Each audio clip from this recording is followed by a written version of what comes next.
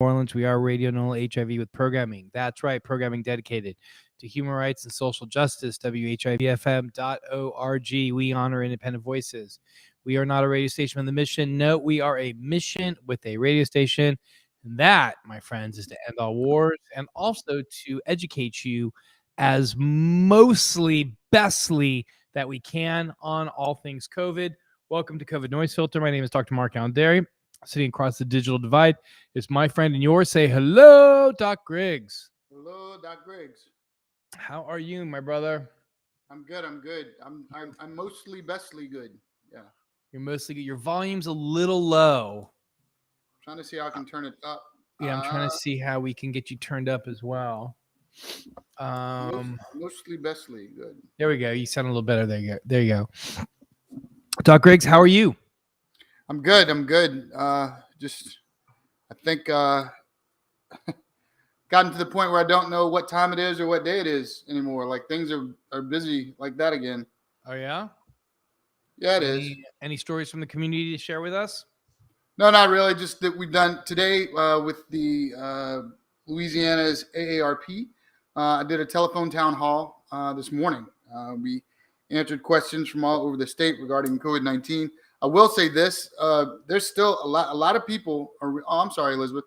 A lot of people are really still confused based on the quarantine recommendations and everything else. So it's I spent a lot of time just reconfirming and reiterating some of the basics that we've said. You know, as the messaging gets more confusing, you can erode public trust, and that's not what we want. And what were you talking about today? Like you said, you were. What was the panel on? Like, what are they? Like, what are they talking about nowadays? No, it's COVID-19, an update, like muddling through the mess. People are confused as to when to come out of quarantine. Should they test? And if so, what test? What about the mask? How long can you wear these masks? When will the government test? I mean, when will the mask actually get to Louisiana? And also, do you tell them how long a mask lasts for? Like like it's great that we're getting masks. Listen, don't get me wrong, it's great, but to be clear, the masks are only good for what? Like, I don't know, 10 hours, 14 hours until they soil. No, actually, the CDC with N95s, they say it's 5 hours, which is so they're unreasonable. Considering most people that I know usually pack it in their pocket or their car and they leave it there and they just wear. What kind of, do you know, have you seen the N95s? What are they sending? Like the duck beak ones? Or what I understand, I'm not seeing the ones that they're sending, but I know they are sending N95s and not the KNs. Got it. All right. Well, Elizabeth, we are so sorry to hear about your diagnosis, and I hope that you stay as healthy as you can. And of course, feel free to reach out to us if you have any questions or concerns or anything. And certainly, we wish you the best. Doc Griggs, a big event happened to us today. Yeah, we did. It finally dropped. You want to show it to him? Yeah, I'm wondering if we can, like it's because it has copyright. We'll cut it before the copyright, right? Is that how we can do that? Because remember the last time we played copyright, we got kicked off of Facebook or YouTube. How do we get kicked off for our own I don't know. Well, stuff. I think no. What we need to do is we need to not play the song. You know what I'm saying? Like we have to stop at the song. At the very her song. Even though it's hers and didn't you hear today? Weren't you there? About what they said. Elizabeth, we'd love to hear from you to see how your experience now is a little different than before. Don't you remember it was a little different? Like they were when we were on a call yesterday when they were like, oh, even though it was, oh no, you know what? I was on a call. I think maybe I was on a call with David today. And he was telling me that because of the copyright, YouTube has some strict rules about what we can do. But I will say that, Doc Griggs are talking about this. This is our video, our animation that we dropped today. We'll play for you in just a moment. But because it has some of Irma Thomas's song at the very end, that there's some issues with that, and that's the issues with copyright. I'm fine. Well, whatever you want to do, however you want to do it, I'll roll with it. I'm just saying, Okay, it's our stuff. here we go. I mean, We have all the originals. Yep. So, y'all, this is our fifth, sixth. This is our seventh video, our seventh animation that we've done. We've got 2 more that are getting ready to be released, and then 2 more after that. So that's 9. That brings us to 11. Then you have a series of 5. Then we have a series of 5. Yeah, I'm saying. Eric, when did you become an animator? Right, same day you did. But I really enjoy it though. Yeah, I still laugh at the time when I called Eric. I'm like, hey, I'm thinking about starting to do some animations. You want to join me and we'll animate ourselves and make ourselves really small and go inside cells and explain vaccines and mRNA? Eric was like, yes. I'm like, okay, cool. All right. You couldn't even finish the sentence. Yes. He's like, hang tight, we'll make this happen. So, all right, let's do this, Eric. Clinical trials, the heart and soul of science, starts right now.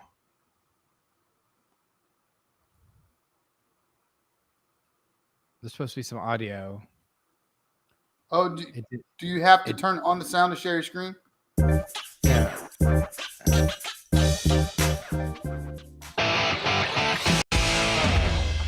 Can you guys in the audience hear the audio? We'll never get to the gig on time now. I'll be able to play the bass tonight, right? Sure, bud. I'll grab a bandage. Oh man, why are you so mean to me? Irma Thomas? The Soul Queen of New Orleans? That's me. I'll get you to the gig with a little detour. Hop in. You're gonna need a wrist splint, antibiotic ointment, a bandage for the cut, ibuprofen, and a tetanus vaccine. You know what all those things have in common? What? They were developed in clinical trials. I know all about those. I personally led clinical trials for over a decade. Many folks don't know what clinical trials are or how they work. There's nothing secretive about them. There's about 300,000 trials going on every year. We want people to know about that. What's happening? Take it away, Doc Griggs. My man Doc Dery's having some issues. His wrist's all floppy like a soaking wet tissue. His head is pounding and it's got a big gap. Sorry about that, bud. I feel like in phase 1 is just a couple of folks. If everything's safe, then we widen the scope. The clinical trial moves on to phase 2. Lots more people and effects to review. In phase 3, there's a bigger collective. Gotta make sure that the treatment's effective. A stamp of approval means we're on to phase 4. Checking for effects when you walk out the door. Now here's your new treatment. It's proven and safe. And I can rock out on my super cool bass. Yeah. Hold up. We need to address the elephant in the room. I'm grateful for these medical discoveries, but this country has a dark history of people like me being mistreated by the medical community. Sadly, you're right. Black and brown people were abused and lied to by the scientists and the doctors who took an oath to protect them. It's little wonder that there's suspicion and mistrust around clinical trials and new medications within communities of color. Absolutely, Miss Irma. And it's because of that history that we have protections in place, ensuring that trials are ethical and safe for all participants. And why public health professionals, scientists, and doctors leading clinical trials are more diverse than ever. That is reassuring. I want the best medical care for my grandkids to live long, healthy lives, but they need to trust that doctors will treat them fairly and with respect. There's work to be done earning the trust of Black and brown people, but changes like these are moving us in the right direction. Thanks, Miss Irma. This journey was really important. And addressing the elephant in the room made him a lot less scary. Indeed. And now let's get you to that gig on time.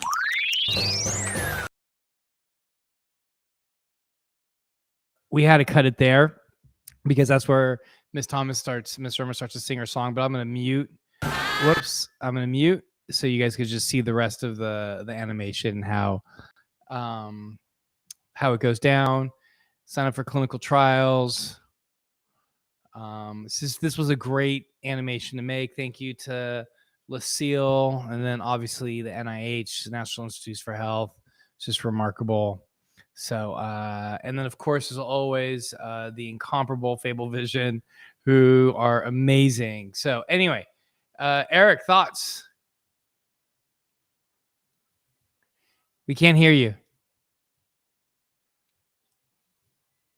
I was muted. I thought it was awesome. Golly, that one, even though it took us a while to get that one out, it seems like it went quickly. Yeah, it did, and I agree that we actually, David and Eric and I think that this is the best one yet. We 100% agree that this is the one, and you can find it on NoiseFilterShow.com, and then obviously we have some great stories about Irma Thomas. She was amazing to work with. Ooh.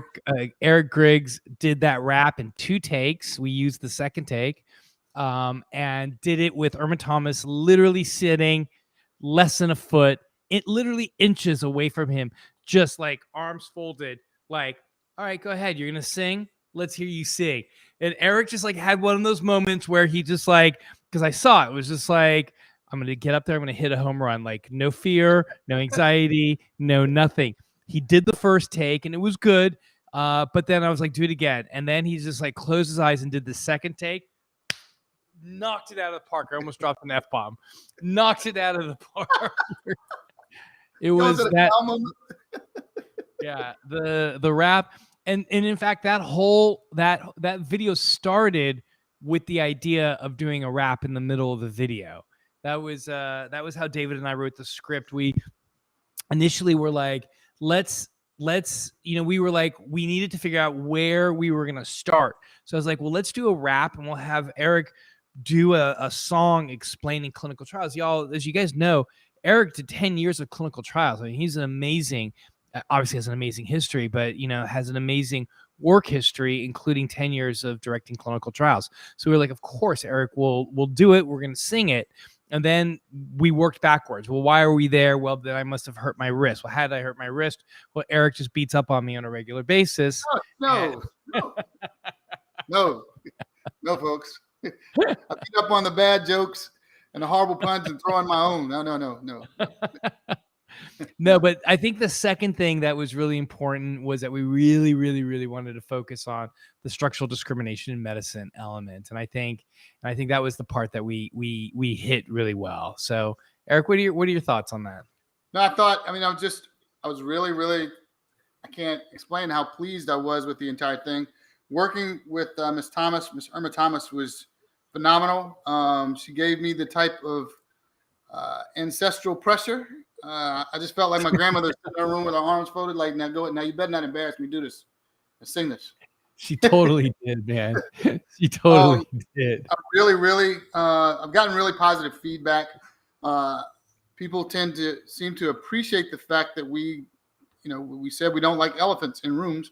So rather than her hand on a huckabuck, awesome. The fact that we address it and we end up making it a part of our band, taking the scary misinformation, turning it around, harnessing it, and giving it a voice in the song that we're trying to play at the end with Miss Irma. The message, there's the element's there, but it's not big and scary. We're telling you the truth, and it's part of our messaging. Even playing the trumpet, yeah.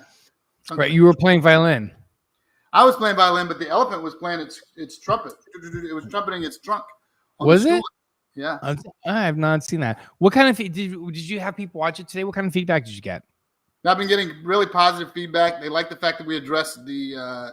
Is that a thing? Like, are the kind of addressing some of the structural racism in medicine? Are people responding positively to that?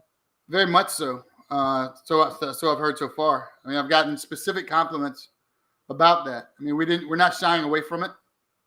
And we're putting a positive spin on it. I was very pleased. Right on. Excellent. Cool. All right. Anything else before we jump into things, or? Let's get it. All right. Let's go ahead and get started here. as usual, we're gonna go over the work of your favorite epidemiologist. Her name is I want to make sure I get her name right here. Caitlin Jetelina. So she's the one whose work we're going to be looking at today, because I think she put a really great blog post, and you could support her as well at your local epidemiologist. I'll give you some information at the bottom there as to how we could support her. What's All right, the Doc name? Griggs. Yeah, it's right here. Caitlin Jetelina. No, the site. Didn't she have a site? Your favorite epidemiologist. Yeah. I think it's your favorite epidemiologist, or it's your local. I think it's your local epidemiologist. Yeah. All right. So, actually, before we go into that, let's go into let's go into the subvariant lineage BA2. Let's talk about that really quickly. So because she talks about it, so I want to go into it now. So the bad news is, if we can call it bad news, which is not unfair to do, is that we do have a new variant. This new variant is it's called BA2. It's called BA2 because of it is a direct offshoot of BA1, and BA1 is what we refer to as Omicron. So here you can see this is very rare. If not, we have never seen a variant emerge directly from a previous variant. That's just a very rare thing. That's not something that happens.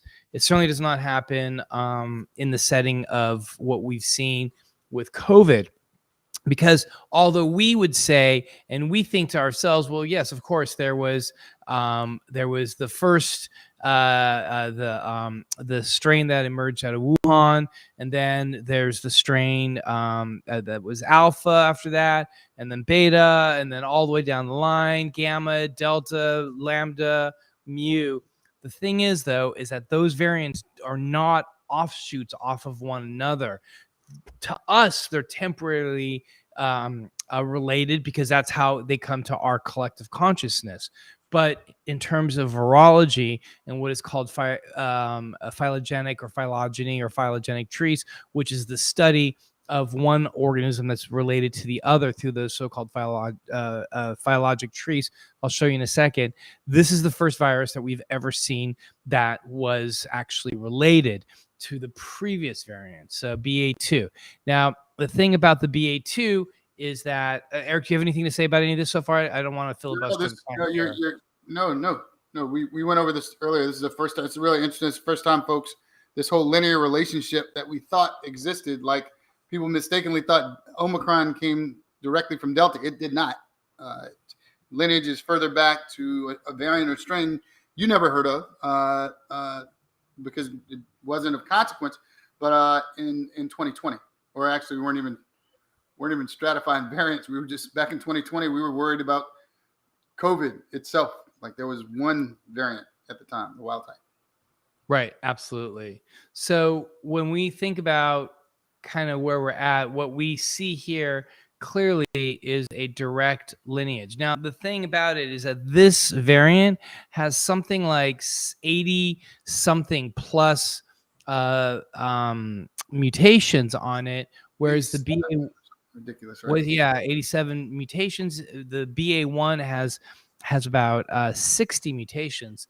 The thing that's unusual about it is that for such a direct lineage like this, in such a short period of time, we're talking less than a month here, it's too quick to have collected that many mutations. And so the speculation is that this is actually probably one of the first examples that we've seen with coronavirus, certainly COVID, that it may have found an animal host, and then it mutated in an animal host, and then re-entered the human population again. This is something that Doc Griggs and I have been talking about for quite a bit of time, and I think that this may be the first time we've seen that. So, Eric, any thoughts there? Yeah, just to clarify, folks, what he's saying is that this is shown to be a direct cousin, grandchild, whatever you want to call it, in direct lineage with the Omicron, right? This Omicron 2. But for it to have as many changes as that many different changes from the first one, there's no way that it hasn't been mutating kind of side by side in parallel. In other words, in order for it to have that many different mutations, usually it would take a longer period of time. So by suggesting that it has this many, that BA2 has this many, where the thought is that there was an animal host that it was living in, and it jumped over, like the original one did, into our species. That makes sense, Mark Allen? Yeah, absolutely. And just to let you know, we're seeing BA2 circulate right now throughout the globe. There's only 3 known cases in the U.S. That are in Houston. There's a problem with BA2, which we'll share with you in a moment. And that is that, and I think that's the next slide, is that the virus itself is a stealth version. It's referred to the stealth version of Omicron. And the reason is that there's a deletion at Delta 6970, part of the RNA strand, because what it does is that deletion eliminates a spike that PCR test could tell was Omicron. So you see, you didn't need genetic testing to see if Omicron was in your neighborhood or not. The PCR test would just be able to say, oh, this pattern is different. This pattern is consistent with the Omicron variant. And as a result of that, we knew where Omicron was without genetic lab testing. This variant, this BA2, unfortunately, has this deletion, which doesn't have the spike, which means that PCR testing can't pick up on it. Eric, we can never seem to catch a break, right? No. I mean, I don't know if you saw my face just drop. It's like, yeah. And here Elizabeth says BA2 evades PCR testing, and that's why. So you have folks that are calling it the stealth Omicron, and yeah, I mean, it's just, my face drops too. Like, it's just like, really, is that really what we need? This is an amazing graph, because here you can see the green is Delta. You can see Delta just completely exploded here in Denmark. And then it ultimately got pushed out by Omicron, which is now being pushed out by this so-called BA2 or Omicron 2 virus. So, yeah, I mean, do y'all see how complete that picture, Mark Allen? Go down a little bit. Do you see how people want to know, are we out of this? There's no light switch in that picture. Just like when we ramped up back in 2020, there's no. They keep coming. The viruses keep making variant. They're competing to survive amongst themselves, and we just so happen to be the racetrack or the jungle in which they're trying to survive. Like it's yeah, really and but it can be frustrating if you let it. So Elizabeth, we don't know at all if this is going to be real world data.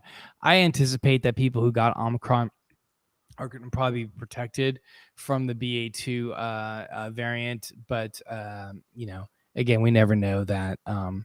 The few things that we do know is that it is very likely to be more transmissible than Delta is. It's likely in terms of severity to show no disease severity difference between B1 and BA2. And then lastly, in terms of immunity, it's very likely that this virus will act just like Omicron did. So what we have in short, and if I were to summarize it, we have a new variant. It's related to Omicron. It's likely to be slightly more infectious. It's not at all nearly as virulent as Delta was. It doesn't evade the immune system. The thing that it does evade are PCR tests. So we just won't know when it's here or not. So one of the things that we're going to see when we're seeing global trends is that global trends are still continuing. Why are they still continuing? When they look like they were just starting to come down, it's likely that countries got hit with the BA2 variant, which is then prolonging this wave of Omicron that we have here. So anyway, that's where we are with that. Eric, any thoughts? Or yeah, you're spot on. I mean, you've been explaining this all day. I'm just Right. No data. Israel did a study, Dorian, on 60-year-olds and over, and found that there was no additional benefit to getting a fourth dose as of right now. I'm sure that'll change.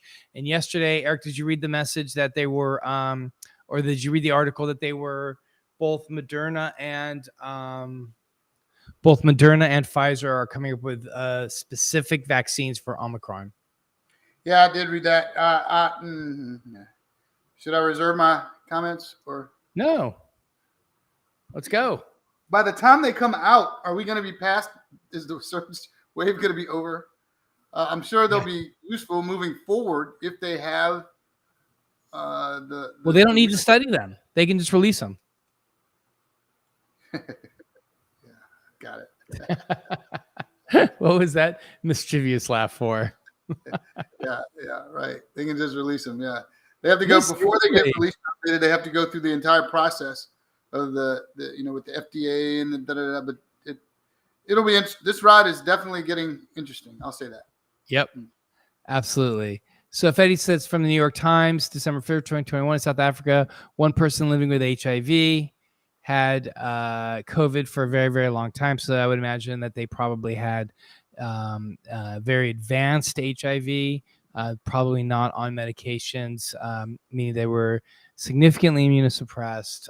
So they were not able to fight off the virus and allowed for 32 viral mutations. And that's how this happens. Probably also not vaccinated.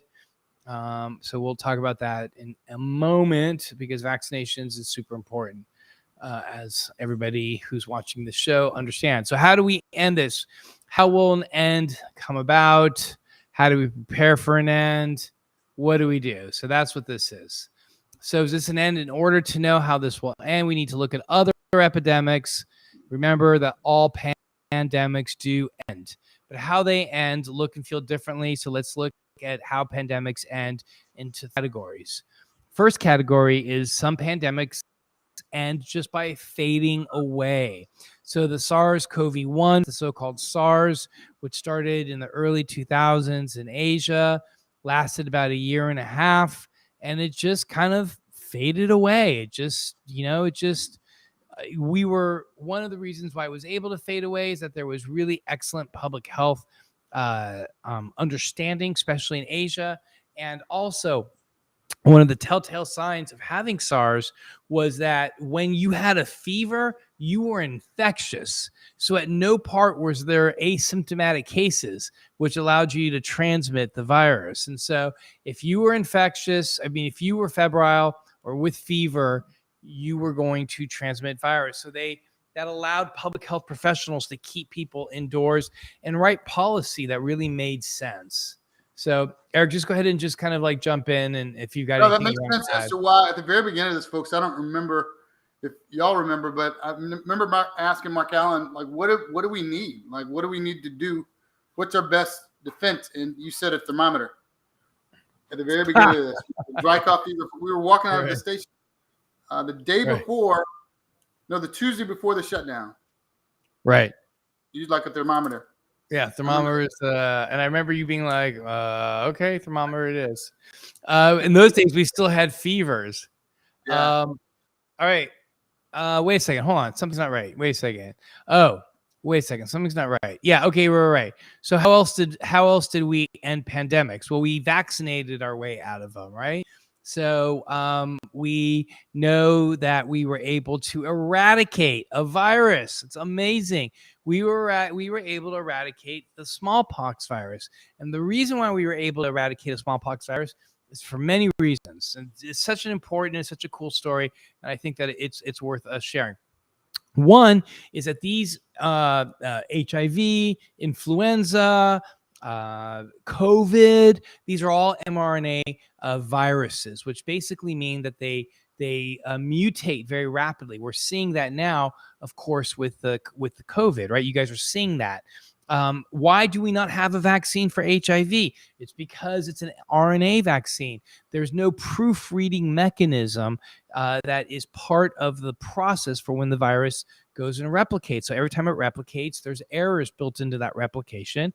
it's still a COVID. It's still the daughter progeny. In genetics, it's referred to as daughter cells or daughter progeny. Are COVID, just not the same as the parent, right? As the parent cells, or in this case, the parent virus. But with smallpox, completely different, right? Again, HIV, influenza, SARS-CoV-1, SARS-CoV-2, lots of mutations, very difficult to do vaccines. This is why we have to have an influenza vaccine every year. But the smallpox virus, that's a DNA virus.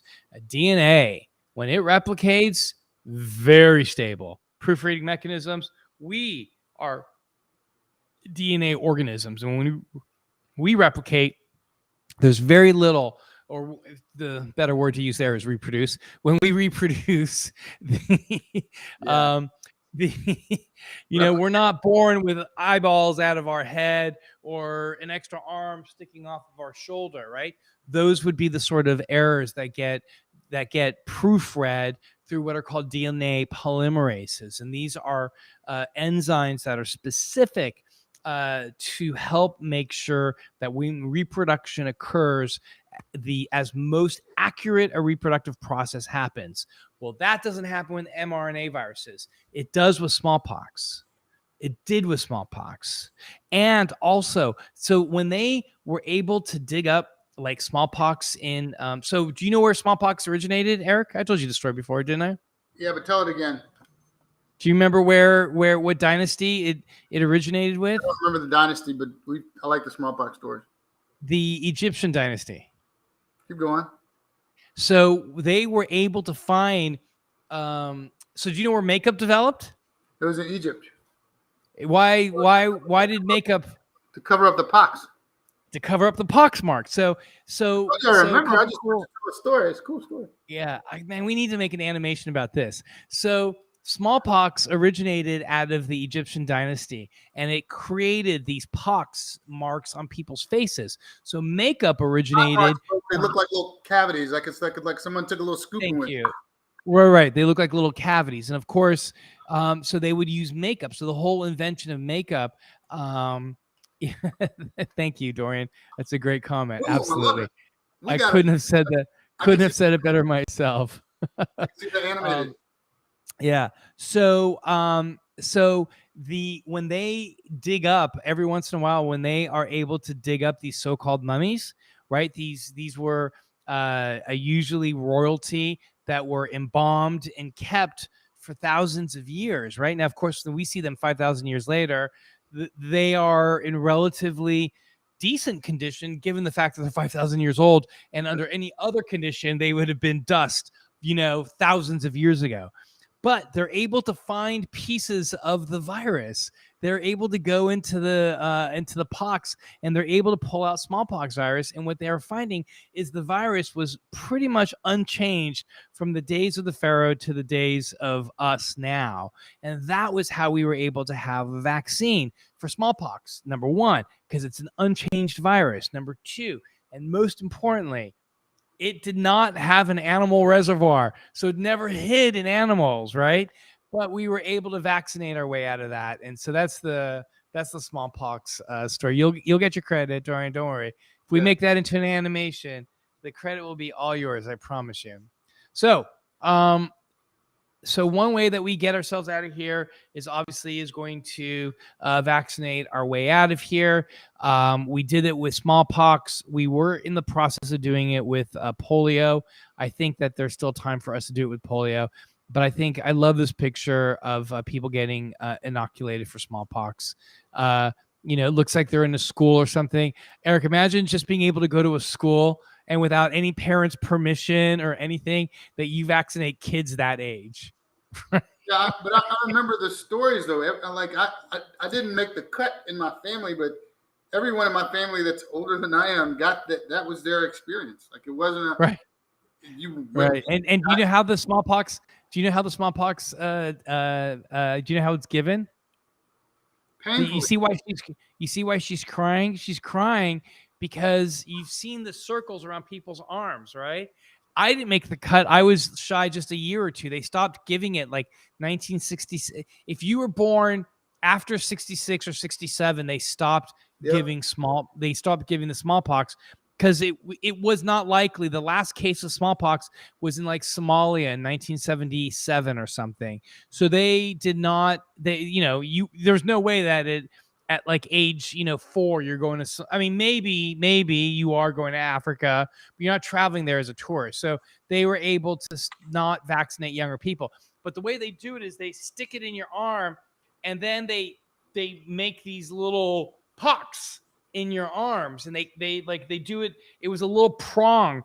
It was like a syringe that had 3 little prongs, Yeah. and they had to go in, and they had to go 1, 2, 3, and that created that circle that we all have seen on people's that Dorian Gray has a pox scar.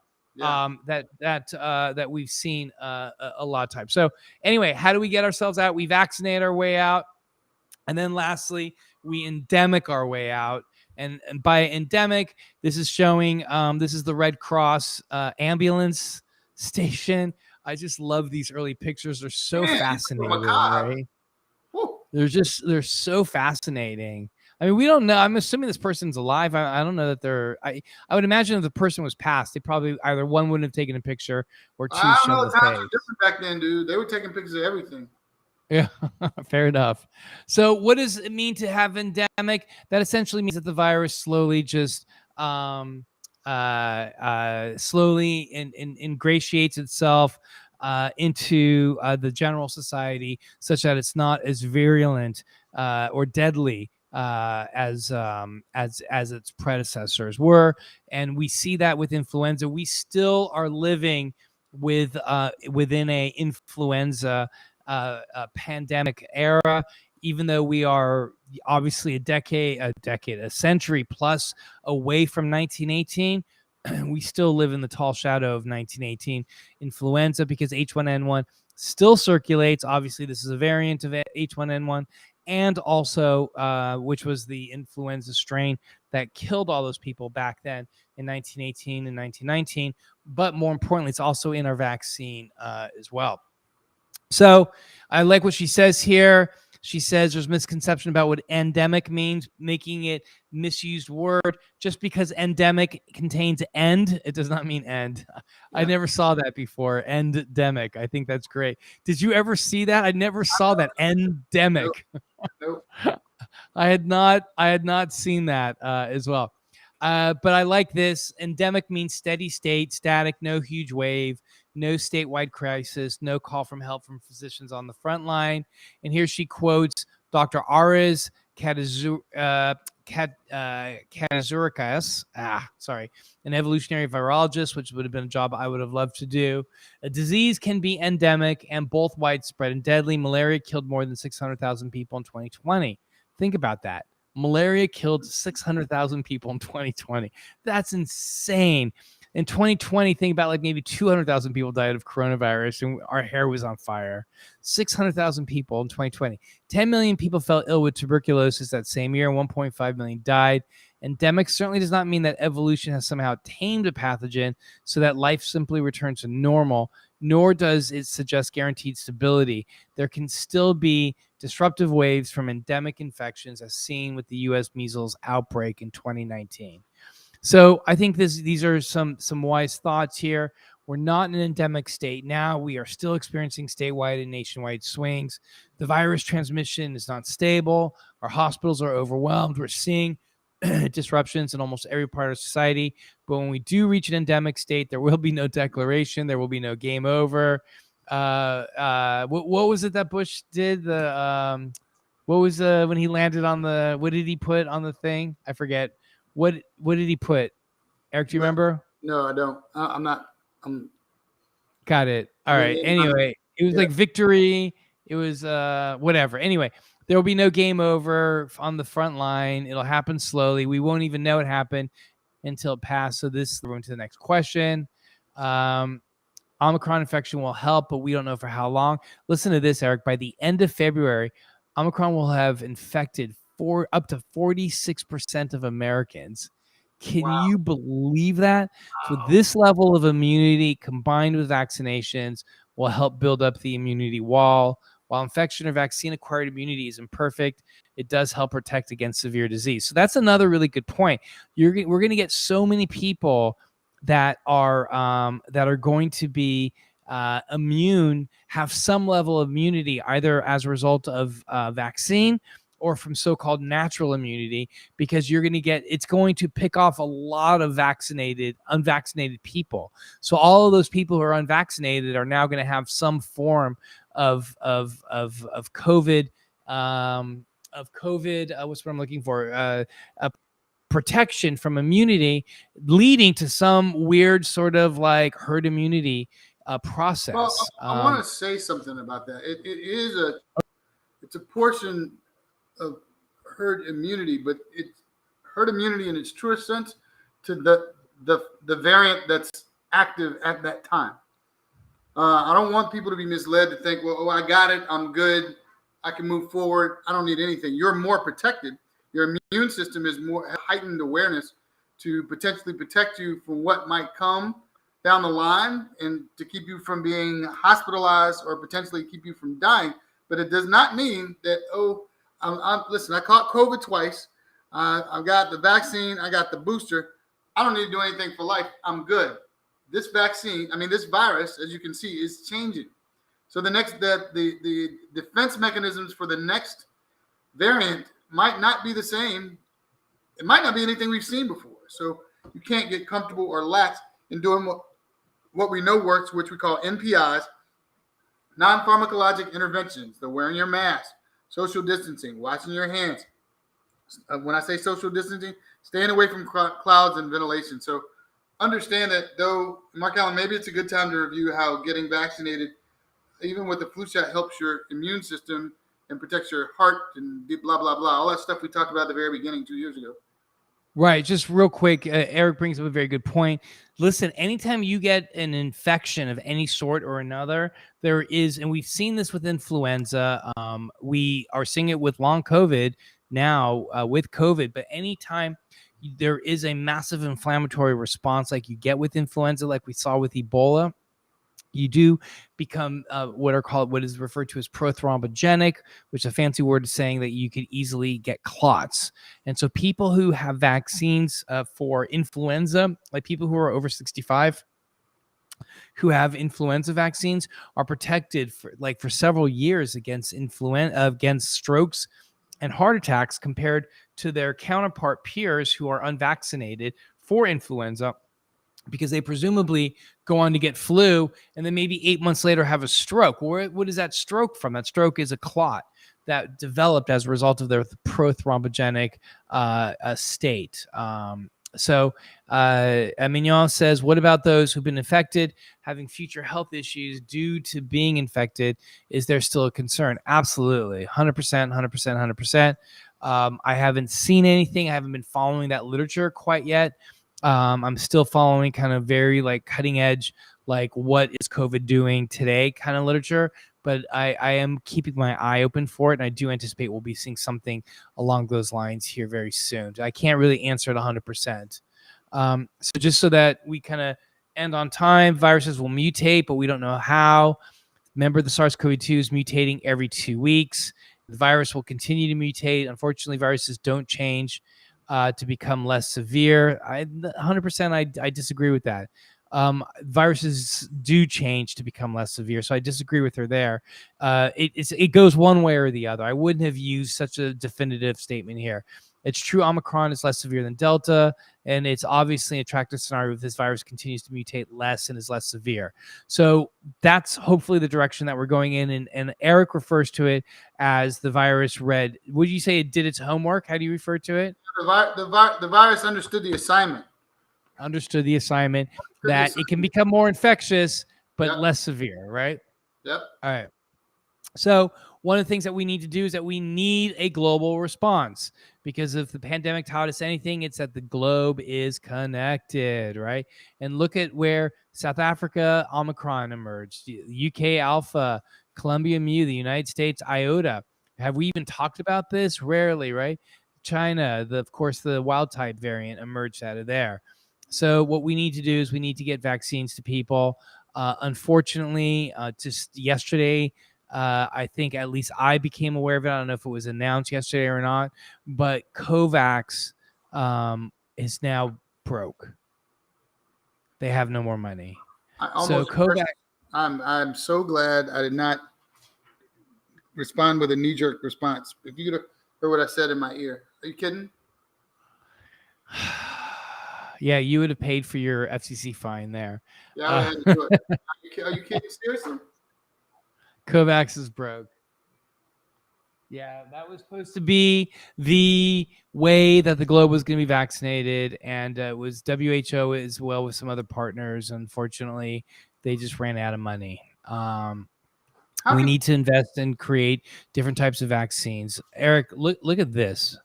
How This much is does it cost to pay for vaccines for the entire world, Mark Allen? And I'm not going to wind you up, not going to gaslight you, because I'm not going to go down that path. No. I think I knew this number. I think like it's 30 billion to vaccinate the globe. Is what you said a few weeks ago. 24 billion? Okay, so 24 billion. And just to like put that number in perspective, the White House this year asked for, I think, $774 billion for the military. And as usual, the Congress just threw in an extra $24 billion for the military. Not asked for at all. If they could just take that money and give it to COVAX, we wouldn't have this map. Eric, look at this map. This is a map that's showing you the globe, but showing you who is in need of vaccines and who isn't. Like, so that's why that's disproportionately big and small. That's why you got the Americas really tiny. Isn't that an incredible? So landmass scaled reflects absolute number of unvaccinated. That's an incredible image, isn't it? Yeah, that's scary, actually. It is super scary. And unfortunately, mis and disinformation. This is why we're here. So what do we need to do? Increase vaccine uptake as much as possible. That's why we're here. Continue to wear masks. We know that mask wearing here, she's saying reduce transmission by 56%. I think it's a bit higher. Here she says if you go to the KNs, the N95s, the KFs, you can reduce transmission by up to 95%. There is evidence that masks reduce transmission amongst kids in school. We need to have masking in schools. That they don't do that is always just shocks me. Of course, better filtration systems is incredible. We're seeing that happening here. Locally, we're seeing some bars do that as well. We need to scale up antigen testing. That's incredible. We're getting 4 antigen tests free of charge. It's great, but that's just that. These are stopgaps. We need to have those readily available to us all the time. Of course, increasing the supply of these new medications that are coming down the line. That is going to be important as well. Strengthening surveillance is incredibly important so that we know what's going to be happening. There's been a huge issue with communication. Here, we desperately need top-down communication. The CDC needs to come out of hiding and let their expert talks. We need weekly updates. I've been saying that forever. But more than that, we need a plan. We need to develop and communicate off-ramps and goals. We also need bottom-up communication. People need their questions answered, and that's what we're trying to do here. So lastly, there will be an end. Just not how we've pictured it. The journey to reach stasis is dependent on the virus, our population level politics, and our individual level decisions. It'll depend on how we prepare. Do it wisely. Together, we can determine how many more people die, how many people get long COVID, how long the journey is, all of that. Our road to an endemic state doesn't have to be bumpy. Whatever the path is, though, we will get there eventually. Again, your local epidemiologist, Dr. Caitlin Jetelina. Please subscribe to her. We've been here at NoiseFilter, been using her information just because it's been great, and it's also saved me time. And she really does put together some really great thoughts. So anyway, that being said, here's our epidemiology. Eric, any thoughts before we get to our epidemiology? No. I think today was a good cover and of a good number of articles. Great. All right. Real quickly, asking questions is dicey. You go ahead and ask questions. It's cool. All right. The WHO on January 19th reminded us or agreed that COVID-19 is still a public health threat of international concern. Did you know that? The committee unanimously agreed that COVID-19 is still an extraordinary event, continuously adversely affect the health of populations around the world and risk international spread. This news to you, Eric, or not? Where's the water? This is water's wet news. Eric, 362,517,591, 5.6 plus million deaths. Obviously, huge underestimation. Yesterday, we added almost 3.5 million cases, Eric. Think about that in one day. God bless it. New deaths, 10,259. So deaths are going up. Look at that. Just unbelievable. Just look at the number of cases we're adding every day. Just unbelievable. Deaths are going up 27%. And here you can see that happening as well. Hopefully, we're not going to get as high as we were for Delta, for our winter outbreaks or anything along those lines. Hopefully, steroids are being used all over the world. Now, one of the good things, this also came from Caitlin Jetelina's website, that over the weekend there was an important milestone in South Africa. That not only did South Africa peak, but they peaked in all the major categories, in cases and test positivity, in hospital admissions and deaths and excess deaths. So, and their test positivity is below 10%. So this originated from South Africa. It looks like they're getting out of it some, maybe 2 months later. This is looking at cases around the world. And you could see the Solomon Islands they added 88 cases overnight, and they are up by 13,143%. just by adding adding cases. But in all seriousness, we're talking the countries that we're seeing the largest cases from are countries that are very poorly vaccinated. But let's not make any light of countries that are 43, 42, 44%, because we have parishes here in Louisiana that have the same numbers here. But it's hard not to look at these and to see where cases are going up significantly and recognize that there's low levels of vaccinations as well. When we look at regions, thankfully the U.S. seems to have peaked out, but what's going up is Europe, and in green, Africa cases are going up as well. No, I'm sorry, this is Latin America. We'll show you that as well. Here you go. The Canada seems to have chilled a bit. Mexico seems to have chilled. You still have the U.S. that is still on fire. Every day we look at this map, unfortunately, more and more of South America is being added. All of Central and Eastern Europe, Northern Europe are just completely mated by this. Mongolia, I think this is Kazakhstan. This is Mongolia. Just, kind of odd how this would happen. Maybe it's all temporal. All these countries are all within the same meridian. I don't know if that has anything to do with it. It's hard to say. Anybody who can tell you how this virus is circulating will also try to sell you a bridge. So no one knows how this works, but we do know that it is there. In the U.S., Eric, we just surpassed 74 million cases. We're getting quickly to 100 million, which is essentially a third of the country at this point. And of course, we know this is a huge, poor estimation of what it really is. Deaths are 897,898. We're almost at rapidly 900,000. We are almost at 900,000 deaths. You think we peak at 1 million? You think we get to 1 million? Oh, we're definitely going to get to 1 million. I think we're going to blow by 1 million. Agreed. Because look, we added almost 500,000 cases yesterday and almost 3,000 deaths. 3,000 Americans died last night.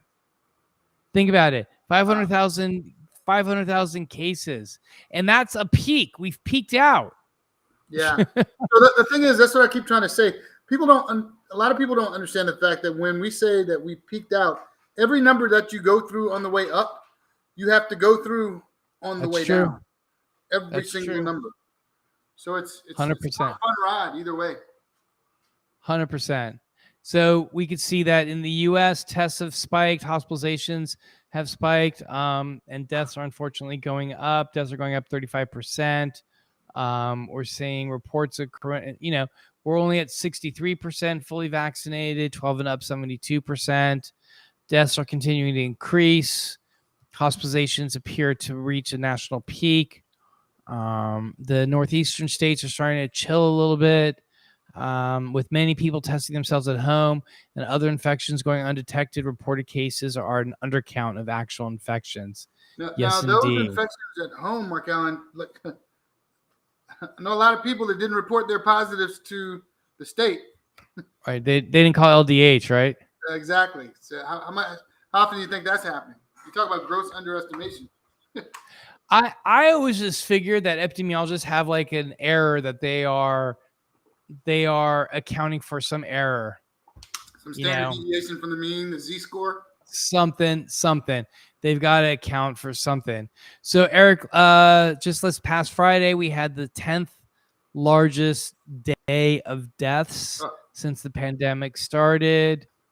These are slides looking at people in the ICU, all unvaccinated. I can't remember if I showed this slide last week or not, but you can tell people who are in the ICUs when broken down by age are unvaccinated. When you look at people who are hospitalized in the U.S., the unvaccinated make up a significant portion of them compared to the line in gold that's here that's vaccinated. When you look at what is this? The relation hospitalizations are 16 times higher in unvaccinated when you compare to those that are vaccinated. So we know the vaccines work. Where cases happening right now, it's moving to the Midwest. Here was Kansas in red, or in it was the Northeast is in red, and that was they were on fire. They've definitely peaked out. This map is starting to chill. Maine is starting to chill a little bit. We're starting to see little pockets of yellow pop up, but this was all just beat red last week, and we're starting to see the virus kind of shifting into this direction as well. Looking at Louisiana State, we've exceeded 1 million cases, 1,145,245, 15,523 deaths. Unbelievable. We added 9,000 new cases, 9,104, and 102 deaths yesterday, Eric. Unbelievable. And here it seems that we have definitely peaked out in terms of tests. We've peaked out. Hospitalizations, hopefully we've peaked out. Deaths are still going up. And you can see in the Orleans area that we've kind of chilled out in terms of the color is a little bit lighter, but we're still seeing other pockets of the state still be hot, largely due to unvaccinated status as well.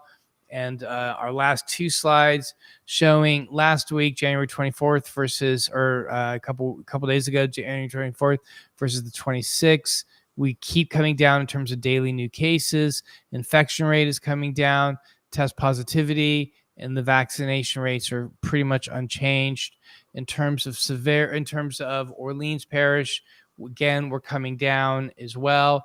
Infection rate, test positivity, as well. So I think that there's a lot to think about in terms of where we're at. I think maybe hopefully at this point we are starting to take some steps toward reaching a new low for a while until the next variant comes around. So with that, Eric, you got the last word. We got to start wrapping up. So folks, we just want to continue, stick with us in the fight, encourage people to get vaccinated and boosted around you. Stay vigilant, wear your mask. One way to stretch, quote unquote, stretch the use of your mask is use a surgical mask and put your N95 or your KN95 over it. I'm sure there will be new recommendations for how long you can wear a mask that are a lot more practical. They were never made for this reason. So they were never made for this reason. There's that. All right, guys. Thank you, guys. We'll see you next Wednesday at 6:00 for WHIV listeners. Thank you guys so much for tuning in to WHIV. We'll see y'all next week. Peace. Health is a human right. Human right. Get checked, get fit, get moving, breathe, check, step back. Wash your nasty hands. Goodbye.